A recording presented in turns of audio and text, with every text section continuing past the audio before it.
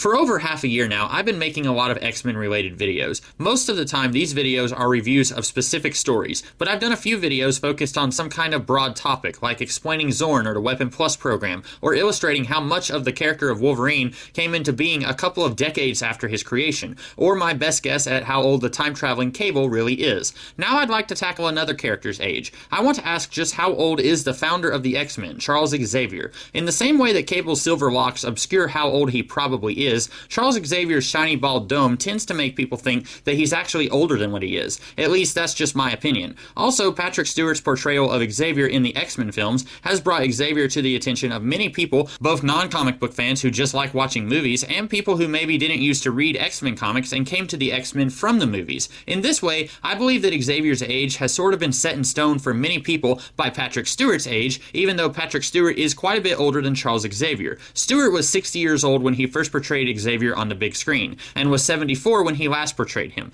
Much like how several elements from the X-Men films have gradually made their way into the X-Men canon of the comic books, I do believe that Patrick Stewart being in his 60s and 70s playing Xavier has made many people just assume that that is how old Xavier is. So let's start with some of the same ground rules that I started with in my How Old is Cable video. Comic books don't happen in real world time. A year in the real world could be anywhere from a week to a month in comic book time. And so even though the character of Charles Xavier was introduced in 1963, he has not aged 52 years since then, and since comic books take place in this ethereal floating timeline all the time, it's very difficult to use real-world math to determine how old any character is. It's difficult, but it can be done. That being said, let's start with what we do know. We know that Charles Xavier started to lose his hair at a very young age. Like I said, this makes people think that he's older than he actually is. The Ultimate Guide to the X-Men book by Peter Sanderson says that Xavier graduated high school when he was 16 and finished college in only 2 years, so he was only about 19 when he first met Moira McTaggart.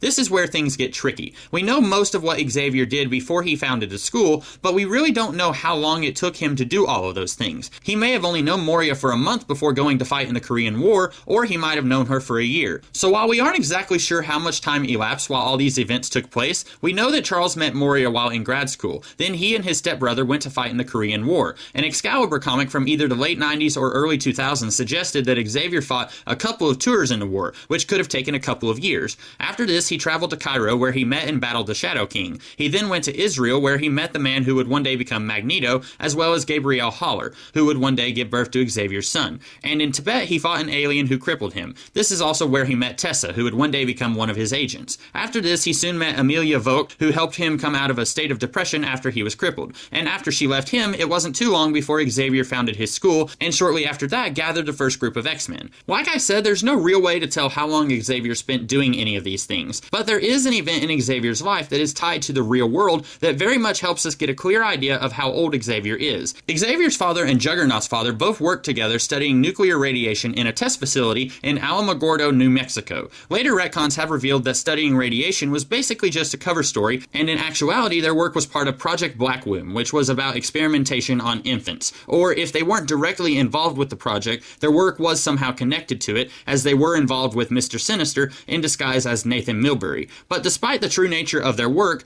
the fact that they worked in Alamogordo, New Mexico tells us something. In real life, Alamogordo was the testing ground where the first nuclear device was detonated. And remember, Brian Xavier and Kurt Marcos studied radiation, which was revealed in X-Men issue 12, which was published in 1965, decades before the retcon about Black Womb was added in. In 1965, the idea of a sliding timeline for the Marvel Universe wasn't around yet. Just 5 years earlier, superhero comics weren't really that popular, so the folks working on these comics certainly had no reason to suspect that the characters they were creating were going to still be the same age 50 years later. So without that thought nagging at the back of their minds, they felt free to add in real-life events such as Alamogordo. The first atomic bomb was detonated in 1945, so even if Brian Xavier died a year before or after the bomb detonated, that would put Charles Xavier at around 11 or 12 years old at the time. And no, I'm not saying that Charles Xavier is now 81 years old. Remember, there is a sliding timeline now, but in 1965 there was no such thing. So it can be pretty safe for us to assume that, at least at the beginning of the Silver Age, when the X-Men were still a new team, that Xavier was about 32, 33, give or take a year or two. So that's that. Between graduating college when he was 18 and returning home, Charles Xavier spent roughly 12 years traveling the world, giving another 2 years or so for him to gather the original X-Men and train them before their first mission seen in X-Men issue 1. But that doesn't answer how old Charles Xavier would be if you take into account all of the years of the Marvel Universe since the beginning of the Silver Age of comics. And like I said, this is always tricky because writers rarely give firm confirmation for how much time has passed in the comics, and when they do, quite often they contradict each other. In the Mechanics miniseries, Kitty Pryde had only just started college and said that 5 years had passed since she met the X-Men when she was 13.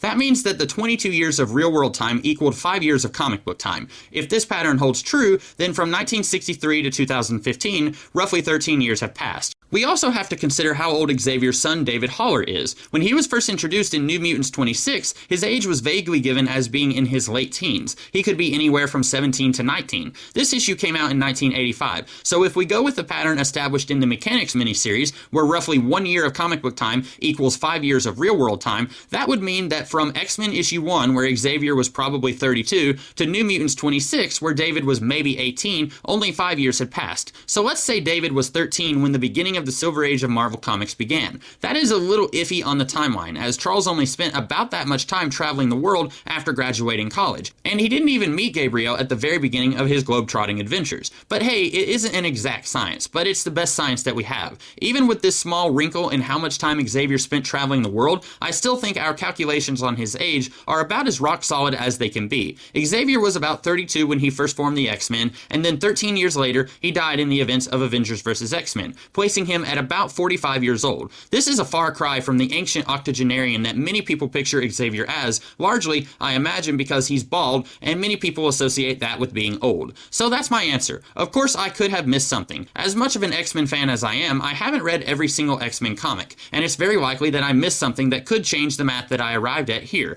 And there's little things I did cover that don't exactly add up, but they're not so monumental to completely change my answer either. So if you have a correction you'd like to make to my work, just throw it down in the comments below. Or maybe you just like the video, and if so, I'd also encourage you to comment, like, share, and subscribe. If you have some suggestions for other X-Men topics I should do, let me know, and while I won't make any promises, I'll see what I can do to talk about it. In the meantime, next week, expect me to return to talking about X-Men stories, and also feel free to check out other videos I do throughout the week. Until then, have a great rest of the day. Catch you later.